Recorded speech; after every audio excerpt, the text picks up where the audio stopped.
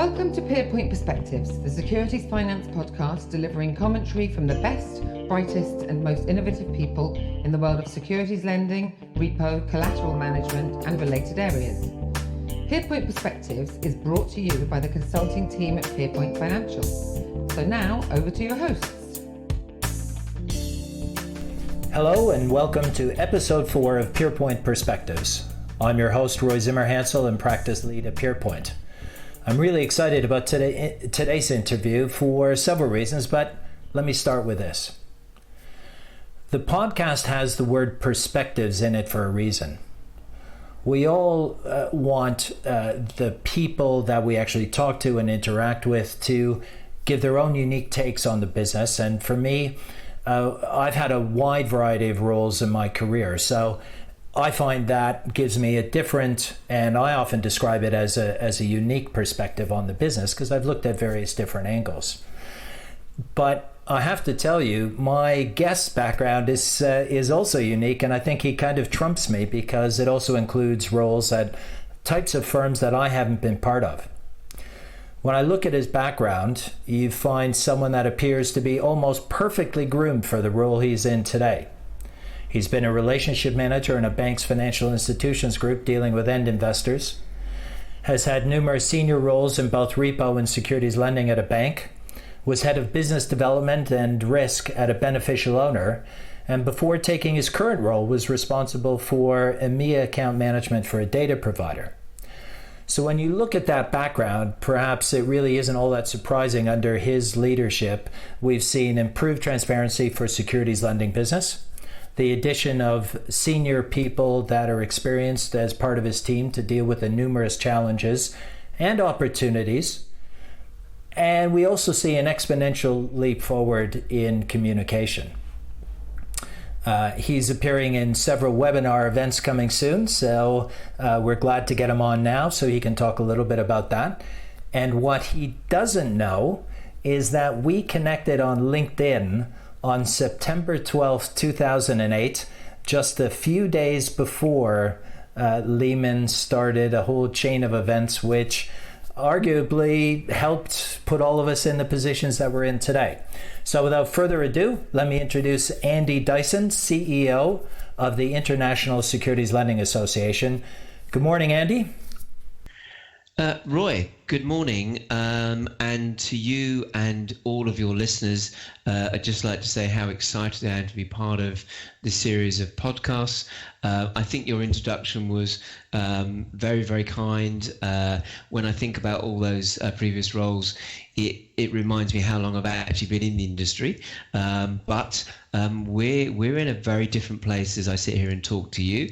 And I think being part of this series of podcasts is part of the future. So excited to share some of my thoughts with you this morning and talk more broadly about some of, as you mentioned, my quite different perspectives on where we are as an industry, but also most importantly, where I think we've got to go next.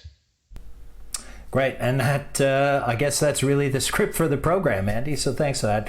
And look, let's start at the start. ISLA came into the year. You had your 2020 objectives and kind of laid them out for the whole community. So maybe if you start with that, what were your objectives at the beginning of 2020? Where are we now, and has that had any kind of a change or impact on your thinking or plans? Okay, right. Yeah, thanks for that. Well, of course, as we came out of 2019 into 2020, it was already going to be a very significant year for the industry because we were going to see we are going to see the full implementation of SFTR, in particular the reporting obligations under Article 4 of that legislation. Following on close behind that is CSDR, which together with SFTR will transform our industry, and the look and the feel of the industry will be quite different. And that in itself, if you like, were the two cornerstones of a lot of the work we'd planned to do in 2020. So therefore, it was already shaping up to a busy year. We did one of our now quite well-attended events, a joint venture with our friends at Alfie in Luxembourg in February. That seems a very, very long time ago now. And I think that while our business agenda was quite clear, that included other things around development of our legal contract and our legal services in particular, but also beginning to think a little bit more about where we should go as an industry. But obviously, the world changed, certainly in terms of the UK, on or around the 23rd of March. And what that's done is it's sort of given us this opportunity. It's set against a very, very, if you like, worrying and concerning backdrop of the virus. But it's given us a bit more of an opportunity to pause for thought, if that makes sense. So the objectives we set in 2020 were very clear, which was to continue to support the industry, lead them through the implementation of, in particular, SFTR. As an association, we put considerable resources, time, energy, people into various working groups. You will have seen, any of you looking at our website, we're now coming to the end of that implementation phase as far as ISLA is concerned, with the publication of our best practice guidelines that will provide a blueprint for much of what needs to happen throughout the industry during the remainder of this year and onwards. So that agenda was very clear, very heavily regulatory orientated. Does that make sense, Roy? Yeah, that all is quite good, and I think it gives us some other things to dig into. You mentioned your website, and I described in the introduction a little bit about the improved communication agenda of ISLA, because you didn't really directly mention that, but I really see that as the cornerstone. So if you look at the things you just talked about, really, you talk about Alfie, that's end investors. The legal services, that's communicating out to the widest audience of members that you have, and also the future of the industry. So I think communication seems to be pretty high up there, and I'd be interested in you talking a little bit about what you've done that. But first, let me congratulate you on your award-winning video explaining securities lending. I've said this before, it's singularly the best piece of work I've seen trying to explain the fundamentals of the business, and you do it in 5 minutes. Right, yeah, thanks for that. And obviously, we work with a number of partners, both internally and externally, to deliver that. And it's always nice to get that recognition. But of course, and we're going to do more in that space, and subject to sort of simple sort of bandwidth, we do want to do more, if you like, a series of those types of informational videos. But your point about communication is absolutely key, and it's great that you've noticed that change in our stance around communication, because I think we've always felt as an association that we've always had, interesting things to say, but we've not necessarily been that good at saying them, if that makes sense.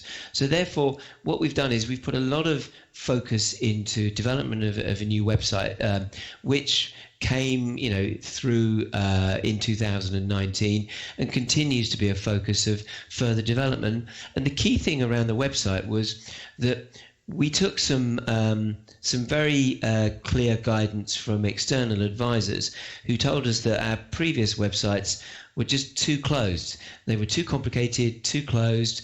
You needed lots of passwords to get to, interesting content. We've completely transformed that, where most of the content is now freely available, doing the job it should be doing, which is informing, educating, and advocating for securities lending. Around communication, we've deliberately developed a much sharper process around communicating what working groups are doing, being able to join those working groups through things like the website logins that allow you to identify the working groups you want to be part of and sign up for those in a reasonably automated way. The other thing we've done, and I think we decided middle of last year, perhaps a little bit earlier, that one of the things that we would do is a blog from me, which is every 2 to 3 weeks. We just like to, if you like, a bit like we're doing here, talk about the issues of the day, give some different perspectives. And what we've seen is that the combination of the website, the sharper content, the fresher content, things like the video that you very kindly mentioned, together with specific targeting of things that I want to say through that blog, because I think we do have things we want to say to our community. That's worked really well, and we're very pleased with the feedback we receive, as well as the ideas we've got for the future, which we don't want to be complacent, and we want to keep moving through that space. And for example, we're just developing ourselves the ability to hold podcasts on our website, because we see that as a key tool going forward. And you mentioned, Roy, where we were and what's happening now. And in the absence of a world, we live in a world where physical communication is much harder. You can't go and see people, you can't have events, and therefore, if you like, virtual communication through mediums like this, but also through things like our website, are absolutely critically more important than they've ever been. So you're going to see more investment from us in developing those conduits, if you like, for information, because I don't see necessarily the idea of the physical type events that we may have seen with face-to-face contact, certainly coming back this year. And I think even into next year, it's going to be somewhat patchy in terms of what that landscape looks like. So it's really, really important that what we do with things like this, but also our website, allow us to get our messages out there. Yeah, thanks. Listen, I just want to pick up on something you mentioned there. Since you talked about the virtual events and what we can or can't expect this year, you have recently announced a securities finance webinar series in conjunction with ISF. So do you want to just take what you were just talking about maybe and expand that a little bit more? How do you expect this to be the same as an in-person event or different? What do you see the challenges and opportunities there? Okay, so we've partnered up with ISF because from our perspective, we're working with a partner who has some experience of actually, if you like, the heavy lifting that sits behind the organisation of these events, together with their own access to buy side and market-based clients. But obviously what we're doing there is developing a joint agenda that speaks to some of the things that we want to talk about. So you'll see there in that agenda that's going to be published quite shortly that we'll be talking about inevitably regulation, but also some of the more forward-facing things such as the digitalization of our markets, as well as things like, I know we're going to talk about it later, hopefully, the whole sustainable finance agenda. Now, you asked me where will they be different. I think that when you look at anything, whether it's a podcast or any form of virtual event or communication, it's all about the content, because previously if you went to a big event and people familiar with our business will know that last year we were in Madrid and this year we were planning to go Vienna. A lot of that is about the face-to-face networking and contacts and meetings, the so-called speed dialing between all of the borrowers and the lending agents. Now, that can't happen as easily in a virtual sense. So therefore, to bring people into a series of events or a series of interactive events, you've got to have one thing. You've got to have something to say that are going to draw people in. And I think that what we're very comfortable with is when you think about our main events and the conferences that we run together with some of our regional events, the one that I think you mentioned that was in Luxembourg the last time we did one before the lockdown, we've made a concerted effort, certainly under my watch, to get that content to a higher level, better speakers, better discussions, so that people want to come into the room. And if you look, a cursory look at perhaps conferences 8-9 years ago, together with conferences you may have seen 2 or 3 years ago, the last 2 or 3 years, certainly from our perspective, we've got more people in the room. And I think that's testament to the speakers and what we've got to say. And actually, when you do an online event, you've got nowhere to hide because they're only going to come for one thing. It's content. So I think it's very important that we continue to develop that interesting content with those interesting views that come from those speakers. So to answer your question, Roy, it will be different because some of the things you might have been able to rely on around the socialization of an event just aren't there. And therefore, it's all about content in my view. Does that answer your question? Yeah, that's quite an interesting perspective on it, and you're absolutely right. You know, the webinars that I've been attending over the last couple of months, or that I've had the pleasure of leading. You do feel like it's about access. You although you realize that you're in a webinar, it is almost like one-on-one communication, and it's if they're not delivering me something that's worth my time, it's so easy just to disconnect. So I think it'll be a big challenge for you and your speakers. So I think, listen, we go into the event. There's a series of events that we're going to be publicising in July, and I think that we go in with our expectations are that we're breaking new ground, certainly for the association. We're going to get things wrong as well as right as we look at the space, but it's important that we develop those alternative conduits, and I think you'll see more from us as we go through the rest of this year into next year, because I think, as I said a moment ago, this type of communication will be a permanent feature of what we do. And I think although it may be quite depressing if you're managing a global airline where you rely heavily on business travel, we've seen businesses quite happily survive on Zoom meetings without the need to jump on planes to go and see people. Now, I do accept that's a challenge going forward if you're selling new products and new ideas, but where you've got, if you like, routine relationships where you know people well, I think the need for face-to-face meetings appears to be at the moment going down, not up. That may change over time, but I think what we've seen with the pandemic is things that we thought were the norm have just gone out of the window almost overnight. And I think we need to recognize that. Yeah, it's interesting. I think one of the things that may come out of this is I think that companies may realize the value of video communication. We were both at Deutsche at the same time. I was there just overlapping with you for a little while. And I recall we had, I can't remember the name of it, but we had a video system. And so that you could communicate, but it was used internally and with a handful of key external relationships. But it certainly wasn't broadly accepted as a way of doing business, no matter how valuable we commented on it being. But I think, if you look back to those days, Roy, there wasn't that appreciation of the technology. And I think one of the things, just talking about the pandemic for a moment, is there is no doubt that the technology we have available today, whether it's Skype or Zoom or Microsoft Teams, there are others out there that people can use, of course. The technology has really stepped up. And I think even 3 to 5 years ago, the technology wouldn't have been there to create those virtual offices and virtual meetings that we're all pretty much comfortable with now. So I think there's been that combination of the need arose at right now, but the technology was there to support it. I don't think it would have been there even 3 or 4 years ago, if I'm honest.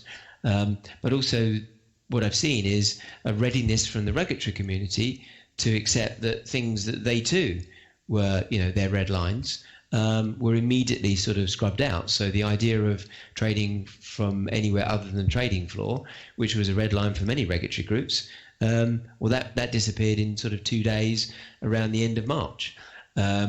And everything continues to work. Now, clearly that there will be, I'm sure, a drift back to a workplace environment over time, but it won't be the same.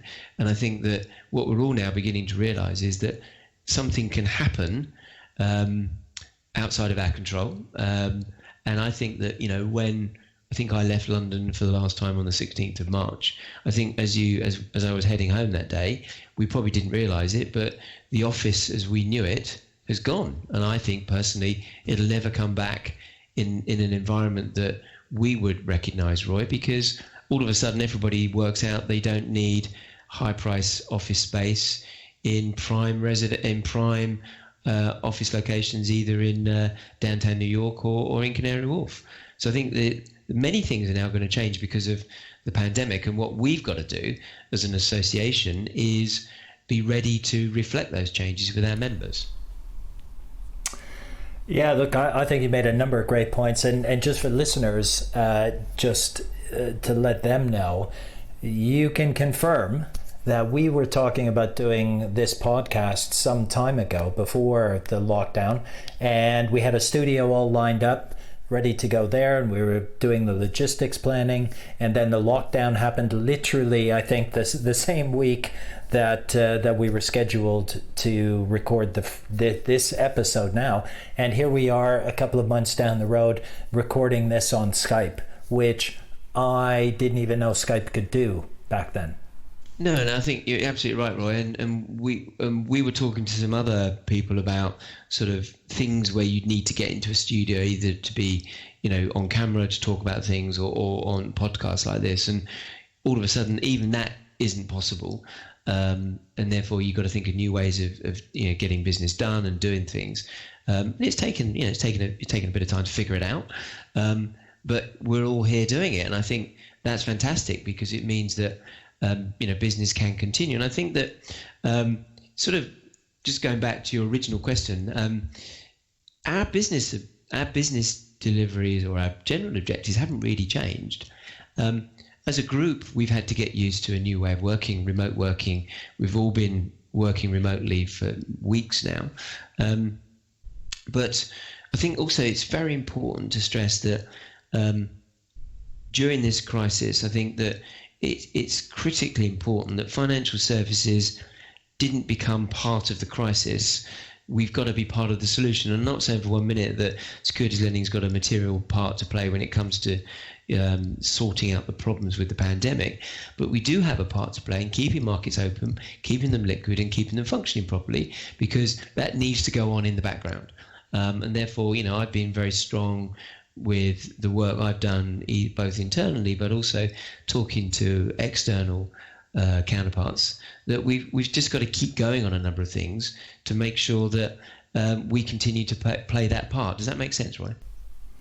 Yeah, it does. And I wanted to revisit something. So you've mentioned your blog, and people can find that, as you said, on the website, but you guys are also really active on LinkedIn and Twitter as well, as ISLA. So there's multiple ways for people to find your observations. But in your blog post at the start of this month, you were talking about reflecting. Actually, it was quite an interesting time because it also coincided with memories of veterans as well, in the history there in World War II. But there you mentioned SFTR and CSDR, and you raised those in your earlier answer. So we know that they're delayed, but tell me more about that. Do you think that regulators' expectations will be changed? Do you think that are people trying to lobby for further delays, or take us through where those two things stand right now? Okay, so look, I'd look at both separately because I think they're quite different places in their life cycle. So SFTR, obviously people listening will appreciate that the implementation of the first wave of the Article 4 daily reporting was pushed out and is now due to start in July. So there was that delay. Now, that delay was associated with some quite technical challenges, but most importantly that most of the people that were doing most of the work around getting firms ready for that compliance in early July were, if you like, redeployed to do other things around business continuity planning, moving people from offices to remote working, and that meant that people were just generally struggling to actually get the stuff done they needed to get done. So there was a very, if you like, good series of discussions with ESMA, and I think they came out with some quite realistic changes to those reporting timelines. Now, what the market has done during that intervening period is, I think they've used the time well, and certainly from what we see, I think that had we had that original April delivery, we would have seen firms that just weren't prepared in terms of things like testing and back to systems applications and connectivity testing around SFTR reporting. My sense is that firms have used this additional time well to actually get better prepared and do more testing and more integration work. So although we do expect, because it's always the case with many large regulatory reporting regimes, on day one there will be some problems. And it'll be relatively chaotic for a period of time, but to an extent that's expected. And I think we, our members and regulators, expect that to be the case, because I think you've got to get going when you've got to get going on these things, and if you keep delaying, you're never going to do it. So I think the market is better placed around SFTR. Some of those fundamental questions that we've been asking may not have been answered yet around things like LEIs, but at least we've got a working premise to get through this initial phase and then move into the remainder of the year, when all eligible counterparties have to start reporting. And then we will go into 2021 with a better appreciation of how it's working. So I think with SFTR, it's been a bit of a journey. It's a bit of a cliche phrase, but those that are listening have been with us all the way through will remember that SFTR was born out of the last, if you like, the last big global crisis of 2007 and 8. When Roy quite rightly pointed out, we linked in on LinkedIn, but we're now at a point where that particular piece of legislation is beginning to deliver on some of the things it was designed to do. However, I think, as we're going to talk about later, it's provided, in my view, so much more that we can leverage as an industry, particularly around the digital agenda. But I do want to come to that later. But on CSDR and also, if you like, delays more generally, and there's been quite a bit of advocacy done around Shareholders' Rights Directive 2, SRD2, as well, where in a slightly different context, many asset servicing firms have also been struggling with certain implementation issues around that piece of legislation that's due to go live in September. And quite rightly, they've raised a number of concerns with the regulatory community. I think the challenge here, Roy, is, look, you can have delays for reasons of delays, but also there is a school of thought that some of the delays that are being asked for, not necessarily any of the ones I've mentioned, but some of the delays that are being asked for are using the excuse of the pandemic to ask for a delay. And I think that that's quite a tricky area to sort of navigate, because we've got to make sure that we're not seen as asking for delays just because we're using the pandemic as a bit of an excuse. So I think that when we ask for delays or changes or any further advocacy work that we might do, and I was talking to my team about this before I did this call, we've got to have something new to say. We've got to have some tangible reasons to be asking for various things, whether it's changes or delays. So I think it's very, very important that we get our messaging absolutely sharp on this, because we do run the risk of people saying, well, they're only asking for a delay because of the virus and the pandemic. Now, there are challenges around that, around simple availability of key resources, but let's get those issues on the table. So I think that my sense from talking to some in the regulatory community in the past few weeks, that there was a bit of a sense of that, certainly in sort of end of March, beginning of April, there was a whole wave of people asking for delays. And there was that question mark around, why are they asking for that? Is that a real reason? Or are they using the virus and the pandemic as an excuse? So I think we've got to be very careful around that. Now, in terms of CSDR, there's a lot of work going on in the industry. And I think that, Roy, you and I have been in this industry long enough to recognize that because of the way the industry thinks and perhaps works, is they would have been fixated heavily on SFTR, and therefore CSDR is coming along and they go, we've got to deal with that now. And I think we've just gone through that sort of moment where people now recognize this thing has the ability to not only change behavior, but bring along some quite horrible fines and the much discussed buy-in regime. So what we've been saying is we've been thinking very carefully about further advocacy in this space. We've seen others do that. Realistically, I'm not thinking we'll see any more delays, but we might see some clarification around certain elements of the legislation, in particular the buy-in regime. But what we're saying to members, and what we're saying through our working groups is, you've got to get ready for CSDR now. There will be some changes needed to documentation. And the biggest message I would sort of put out right now is, if you're a lending agent acting on behalf of clients and you're facing off to borrowers, you've got to make sure that those two documentation regimes that sit between the two are fully aligned around things like sale notification and recalls. Because if they're not, somebody's going to get caught on the wrong side of either a horrible fine or a buy-in. And therefore, it's very important that we all work on, if you like, aligning whatever it is we're doing with our clients with what we're doing with the market side of the lending book. So my point is that there is work to do on CSDR.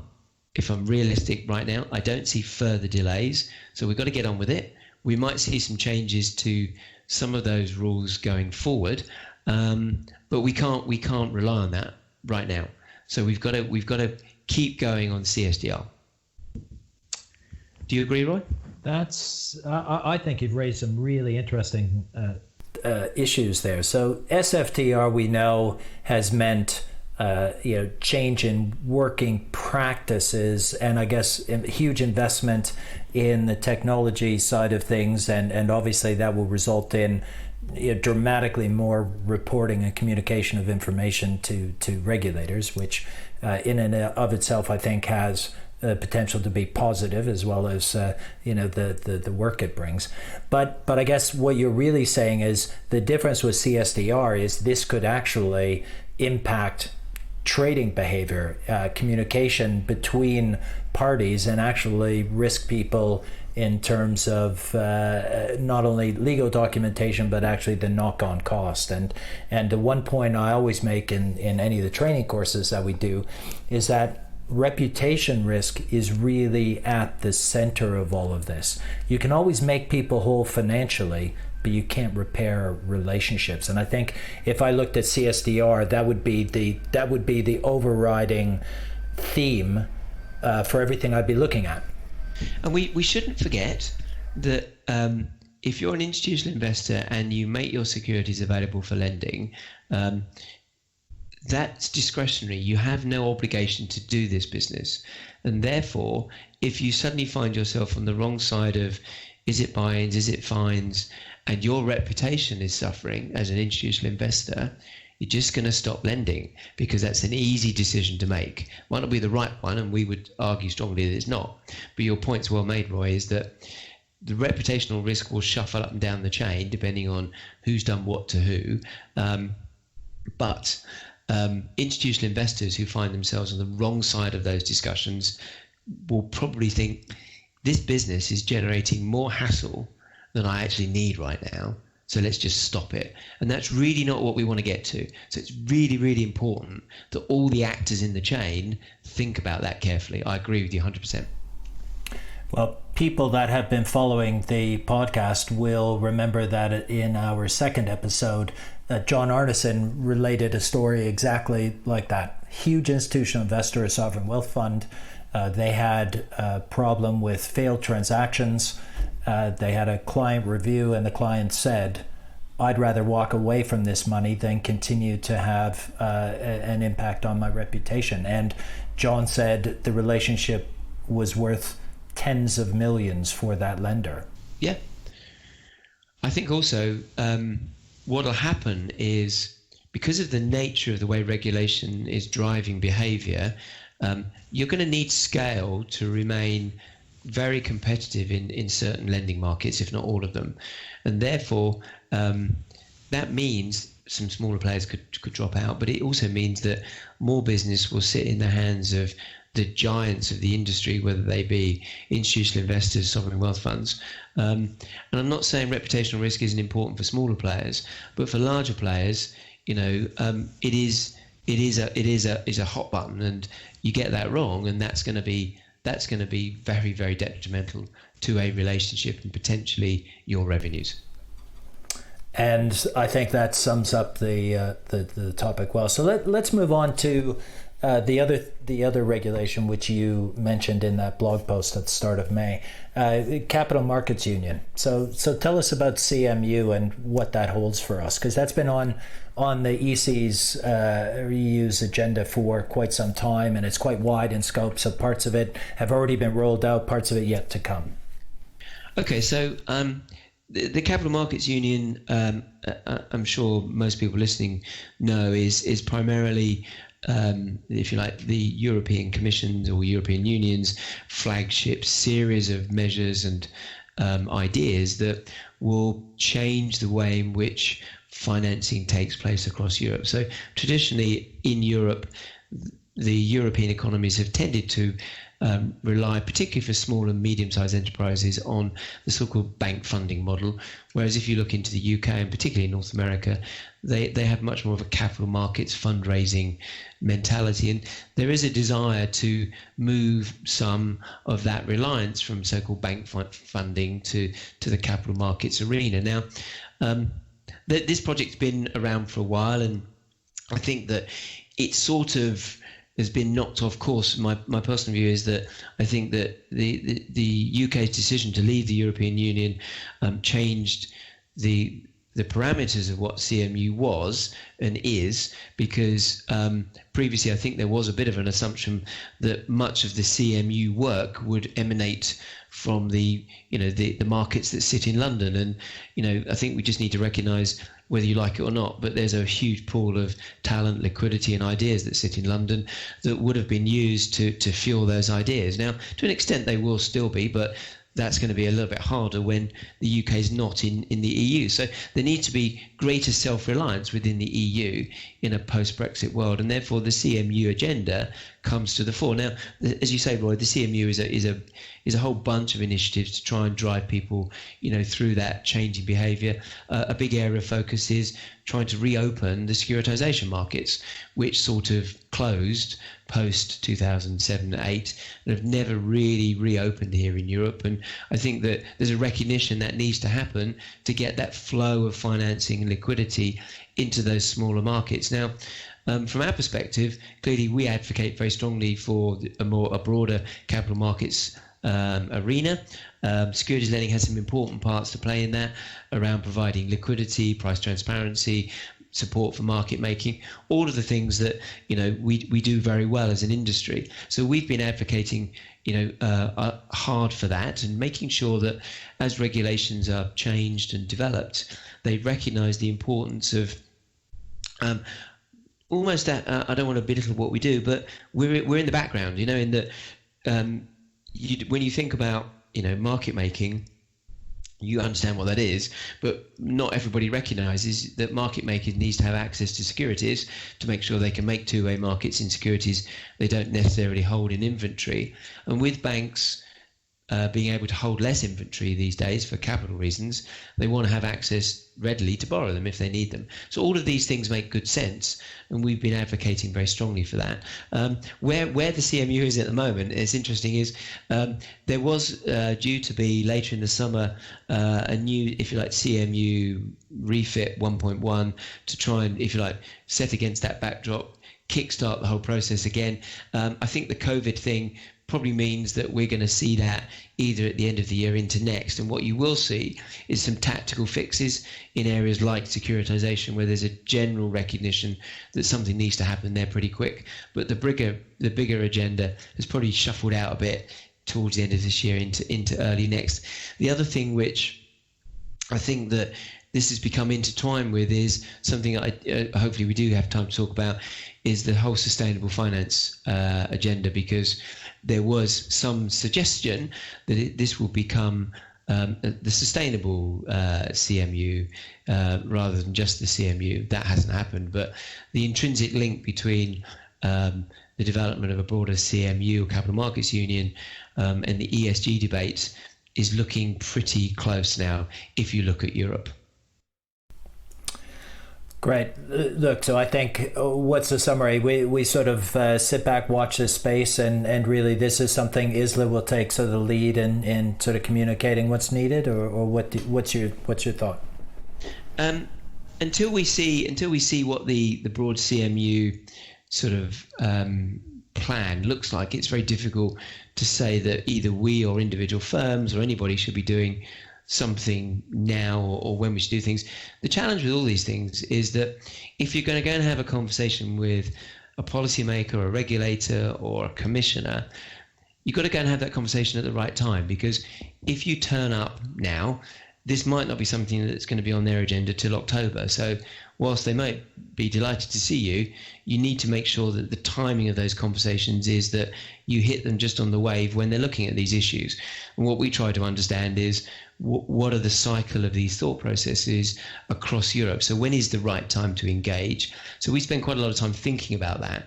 And I think the pandemic has actually knocked a lot of that thinking off track, because people aren't engaging on things that you'd think they will be talking about right now, because they're doing other things to do with either business continuity or generally reacting to the pandemic. So good point, Roy.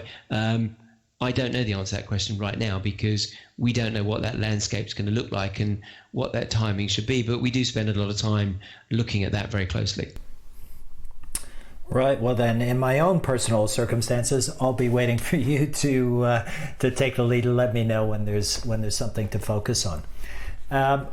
You talked about briefly the sustainable aspect to that, and look, I haven't always been the most positive about the European agenda, but I have to say, in general, the whole ESG space is one where I think Europe is really taking the lead, and the rest of the investing world will follow Europe. And so it was interesting to see you doing the same thing at ISLA and launching the ISLA Council for Sustainable Finance. So tell us a little bit about that. How did it come about? What are the objectives? What's it done, and where's it going? Okay, delighted to talk about that, and also some of our broader thinking. So, so look, we've been tracking that sustainable agenda for some time, and you're absolutely right, Roy. Europe sees itself as a world leader in this space, because right now in North America, there's a very different political landscape where this isn't figuring heavily in any of their top level discussions. It is going on at state level, but within the Trump administration, it's not seen. I'm not even sure it's on the list, let alone importance. So therefore, Europe sees this as an opportunity to lead the world, and they've put some very, very innovative and interesting things out there for people to look at, including the Green Deal, which was published. The first thing that the new head of the Commission did, the first thing she did was publish the Green Deal, and that was before the crisis. Before I come back to that, to what we've been thinking for some time is, look, how do we as an association think about the sustainable agenda? What can we do practically to help?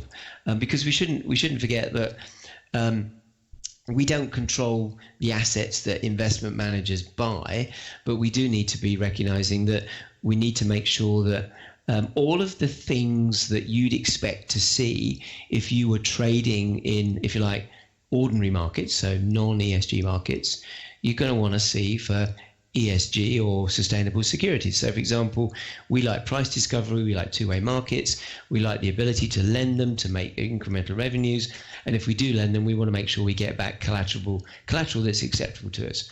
That's all exactly what we do for what you might call ordinary markets. But you have to do it also for, if you like, the sustainable or ESG wrapped funds, because they have slightly different criteria around what's acceptable to them and what's not. So I'd say that first of all, the big issues, there's some technical issues to get around about. If I lend an ESG security and I take back collateral, I've got to make sure that what I get back is acceptable to me in the context of my ESG mandate. Now, if I'm honest, I think I'd like to see more creative product coming from the tri-party agents to support that. And it isn't just an increasingly long exclusions list, because I don't take tobacco stock back, I don't take arms stocks back. That's really not where we want to be. We need some creative products that support ESG lending. So you want a collateral basket that maps one of the now recognizable ESG indices, for example. So I'd like to see more technical support there.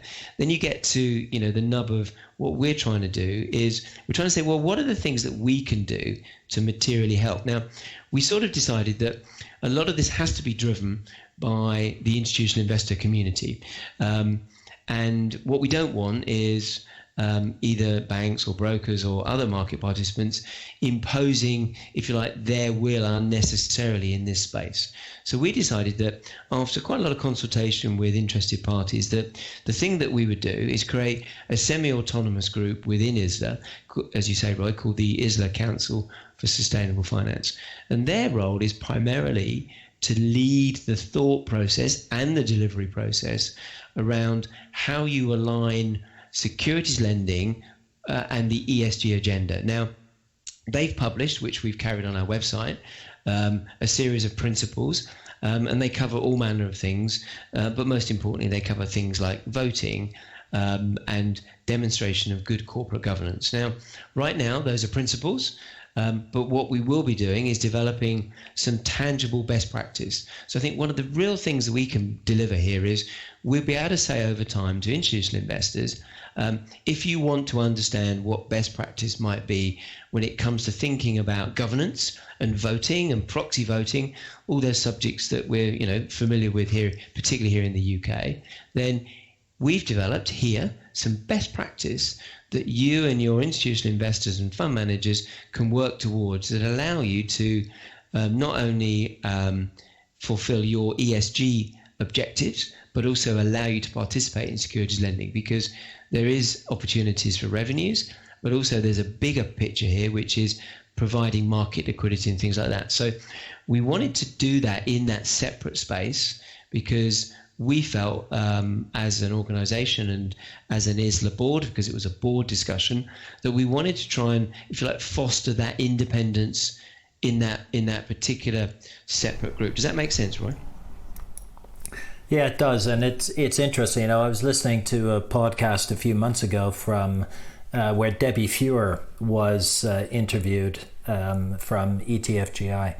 And she is obviously the doyen of all things ETF. And it was interesting. One of her comments was that in her view, I think she said 3 years or 5 years, I can't remember exactly, but she believes there's a very strong potential that European indices will exclude firms that don't have whatever the satisfactory level of ESG compliance is from actually being in the index. And what that means is the holdings and the portfolio construction will change from the client. So it's I think it's a fascinating area. So more broadly, and we're also within ISLA itself, if you like, the mothership, if that's the right phrase. We're also beginning to think about, well, what are the things that we want to talk about more broadly? Because what we're seeing with the Green Deal is it looks increasingly as if that cornerstone of the EU policy agenda will also be guiding a lot of the EU's post-crisis response.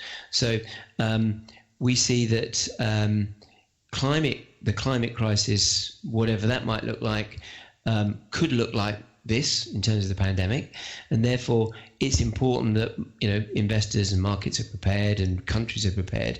But also what we're seeing, if you like, down at the national level is that some of the actions by governments around support for companies have a green element to them. What I mean by that is that, for example, that the French government has put in a bailout for Air France. But part of the conditions there include a halving of Air France's CO2 emissions by 2030. So there's a real focus on aligning, if you like, a post-COVID world with the green agenda, and we see that as you say, Roy, coming through with financial institutions, investors. Further pressure will be placed to channel funding towards sustainable goals. There's anecdotal evidence to suggest from certainly people I've spoken to that during this current period of market volatility, the so-called ESG fund set has actually performed a little bit better than, if you like, the normal investment set. I think they've all had challenges, but perhaps some of those have been less extreme in that space. So I think investors are also beginning to realize that that ESG agenda and being socially responsible is going to, if you like, coalesce. I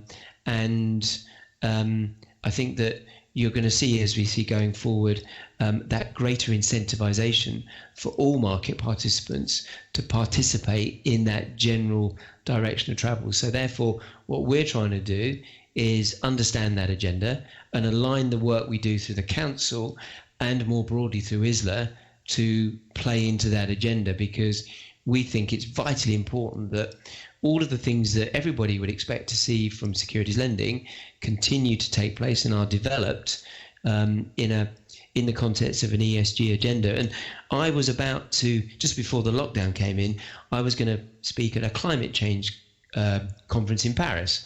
Never got there, but we had the prep course. And they said to me, what are you going to talk about? And I said, well, I'm going to talk about something that you're going to find pretty boring, which is how markets function and what we all need to do to make sure that markets that trade ESG wrapped securities function as well as all other securities. Because if they don't, they will be at a disadvantage and therefore maybe less liquid or more expensive, whatever it is. And I think it's just, there's no secrets here. It's just basics. Got to get those basics in place for all of these funds. Does that make sense? Yeah, and look, it sounds to me like there's quite a lot of things that still have to happen. So if you ask me, I think this is an evergreen topic, which I'm sure we'll revisit again. And maybe we get you to come back and talk about it as things progress. That'd be great. So like the one final point, I've taken a huge amount of your time today. One final point I know is very close to your heart, which is the common domain model. You know, at your post-trade conference in October, I had the pleasure of being on the final panel alongside you. And fintech was really a big part of the theme throughout the whole event, and really probably, based on our conversation, really throughout our ongoing lives. So talk to me about that. Where are you going with this? What's the value that it brings? What are you expecting? Okay, so look, as a final topic, it's probably ideal that we talk about this because things like SFTR and other changes in our markets have provided some impetus around things like getting your data to a common format and standard, and allowing you to report on a common basis to regulators for most of the trades and life cycle events in our industry. That's great. But actually what we've now got to do is take that to the next level, which is by taking, if you like, trading movements, collateral movements and life cycle events and effectively digitalize them. What you're doing is you're, if you like, codifying what we would call best practice. Now, people say, well, why would you do that? Now, one of the things that our market has been prone to is many providers providing many different services, then they spend quite a lot of time sort of connecting people up. Now, that's great, and we're not trying to say that shouldn't happen. What we are trying to say is, look, in the middle of that world, if we put a set of common standards that people either work towards or build towards if they're developing new technology and new ways of doing business, then even if in your world you've got something that is a little bit different, but you can map it to this common place, immediately you get huge efficiencies around things like fail rates, matching trades, and the impact on back office is you get huge reductions in things like breaks and trading breaks. So the impacts are that standardized platform will allow a much more efficient and timely settlement and post-trade infrastructure.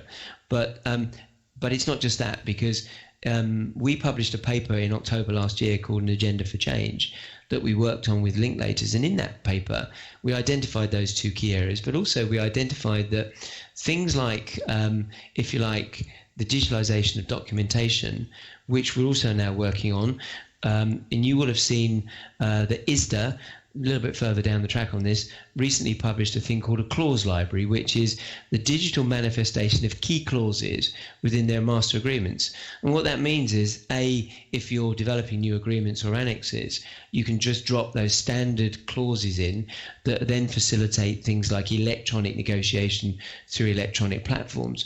But most importantly, that then takes you to, if you like, the end state, which is this ability to have, if you like, smart contracts where you define things like trading parameters, haircuts, collateral schedules in that smart contract, and that feeds directly into the trading systems that defines those parameters. So the point we were making earlier, Roy, about as we look at CSDR, we sort of recognize that what people do is actually a little bit different on occasion to what's in the agreement, right? And whether that's to do with reclaims or returns, or who's on the hook if there's a problem and there's a fine to pay, and how you define that all goes away, because it's all agreed and defined in a single space that if there was a fail, would go to the defined terms, digitally pull those out, and the parties would then look at, their obligations under that. So the bringing together of this whole market in a, if you like, dematerialized digital format will provide huge benefits over time in terms of reducing cost base. Now, obviously, right now, people look at me and say, well, I don't need to do that, so I don't want to bother doing it. So therefore, what we've done as an association is we've begun to invest in that technology that we will then over time develop, working with other partners like ISLA, because it's vitally important that these common terms are defined and agreed across markets, not just within securities lending. And that means that we will then roll this out progressively. Hopefully, our pilot study is just about to get underway. So later this year, we'll have a working digital manifestation of bits of our market later this year that will then lead to further work. And it's vitally important that then, if you like, sits with people like ourselves, because one of the big benefits, apart from trading efficiencies, is you can then do digital regulatory reporting. And the FCA and the Bank of England have already got a couple of pilot studies they've done. They were talked about at our conference that you were at, Roy, in October. And there is a general school of thought that SFTR would have been taken half as long and probably cost us third as much as it has done if you'd had digital regulatory reporting, where regulators can define through code what it is they want to pick up from that market and just insert that code in your reporting systems. So the idea of all these reports and endless sort of reconciliations sort of goes away. Will we get there? I don't know, but that's the direction we're heading. It's interesting. As you were going through that, I was making notes and connecting up to the earlier things that you said. And then it reminded me of, again, another ISLA conference a few years ago where I was on a panel and we were talking about blockchain. And people were talking about the impact it would have on trading and everything, and they're asking the views of the panelists. And my comment was, look, I think it'll have an impact on the business, but almost certainly with any new technology, the impact is probably going to be felt in some other place rather than the one that you are thinking about now, because it's new, and the question is, how do you apply it? And I think the whole sort of documentation side of things has been a natural and obvious evolution that people maybe weren't concentrating on a few years ago. Well, what could it possibly do to improve my documentation? Clearly, it's about trading. Well, maybe not, and you've given some great examples as to why not. So I think as I would just conclude on that point is, I think it's really, really important for associations like ISLA to obviously deliver things like SFTR and CSDR. That's core around what we do, but it's also important that we just take a step back and say, what's the future going to look like, and how do we invest in the future of the industry?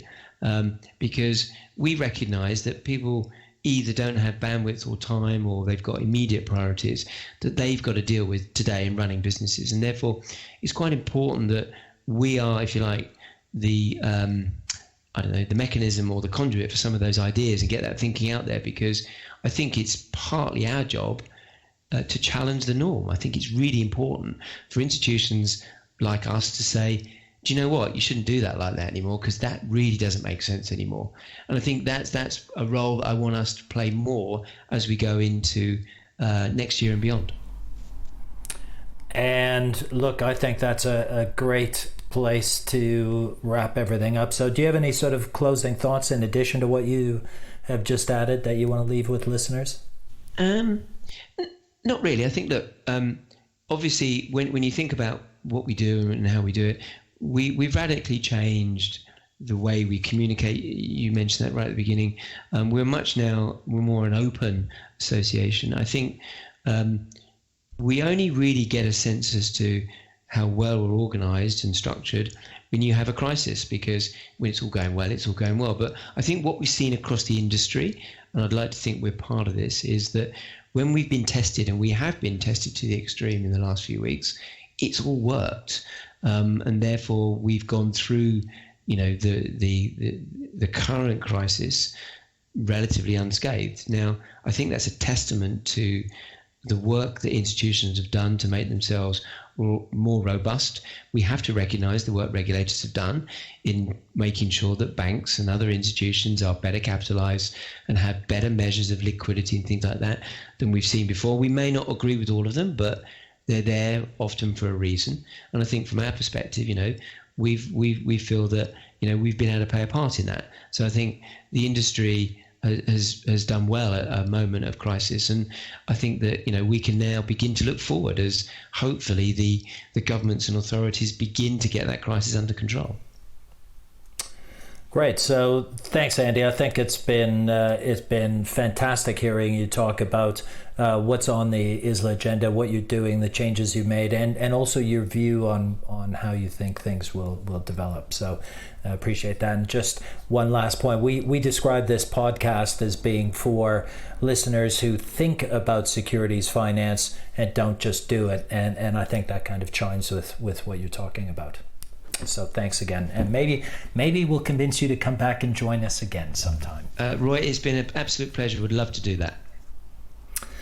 Okay, and that's a wrap for this podcast, for our first external interview, and I hope you enjoyed hearing from Andy. I guess it seems that despite COVID-19, life goes on. The regulatory agenda might be delayed but not cancelled. And what we heard from Andy is that, more importantly, for the first time in years, people are looking forward to the future of the business, whether that's shown through the common domain model, the creation of the ICSF with setting standards for the ESG initiative, where, again, as I said before, Europe is leading the way. And look, I think everything Andy said, when you really boil it all down, it's about communication. And so the focus from ISLA seems to be the perfect antidote to getting us into that future, inoculated against problems. So for the next episode, we're going to look at short selling. It's the key driver for revenues for securities lenders. And I will be interviewing the man who literally wrote the book on the subject. We want to hear about different topics and ideas and subjects and people that you want to listen to. So if you have any ideas or suggestions, send us through. Our contact details will be in the show notes, as well as links to the ISLA site, some of Andy's blogs, and the key papers that have actually been listed. So you'll be able to find out how to get in touch with Andy and ISLA through that. If you want to hear more from us, please subscribe to the podcast and tell your friends. You can find us at www.pierpoint.info. We're on LinkedIn and Facebook as Pierpoint Financial Consulting, and on Twitter at Pierpoint FC. And again, those will be in the show notes. I'm Roy Zimmerhansl, and I look forward to catching you next time.